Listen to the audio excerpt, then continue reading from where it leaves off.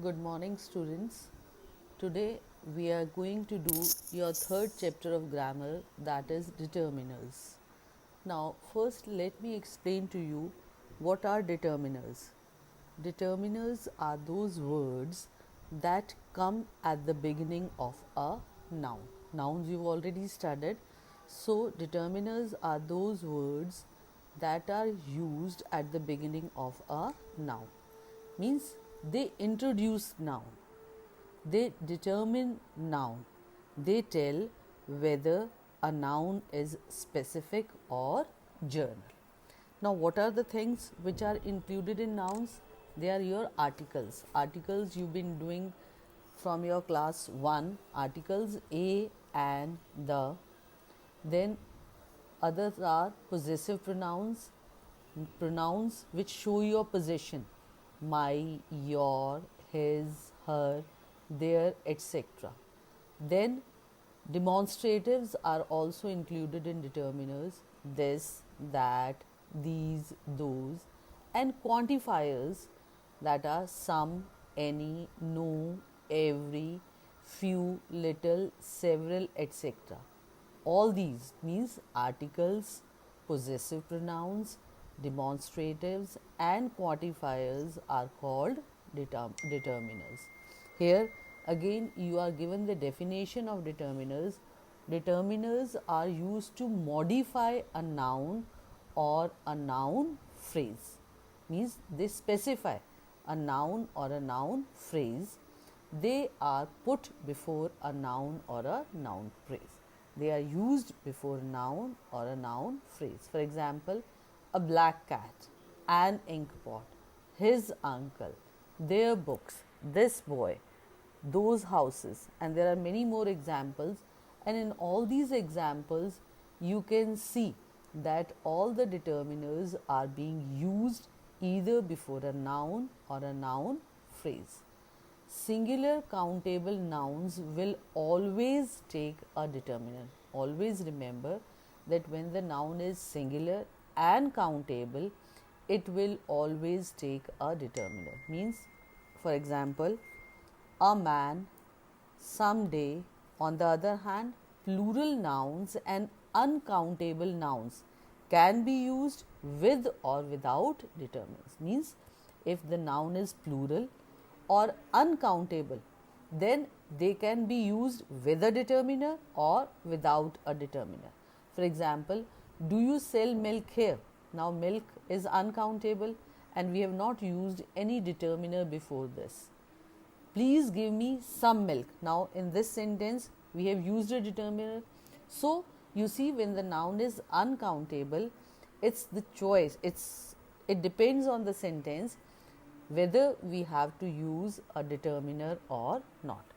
Now, let's study first articles, which is a kind of determiner. Now, articles, all of you know, a, an, and the are called articles.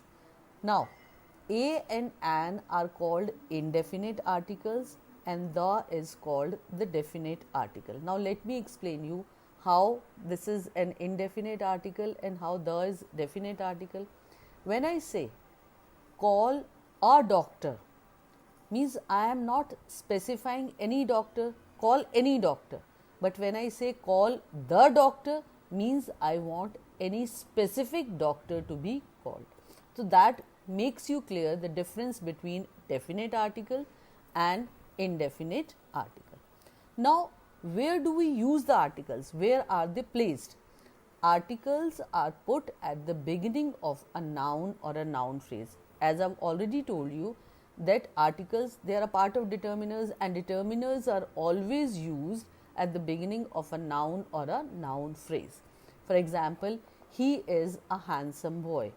He put the book on the table. Now, where do we use article a or an? A or an means one.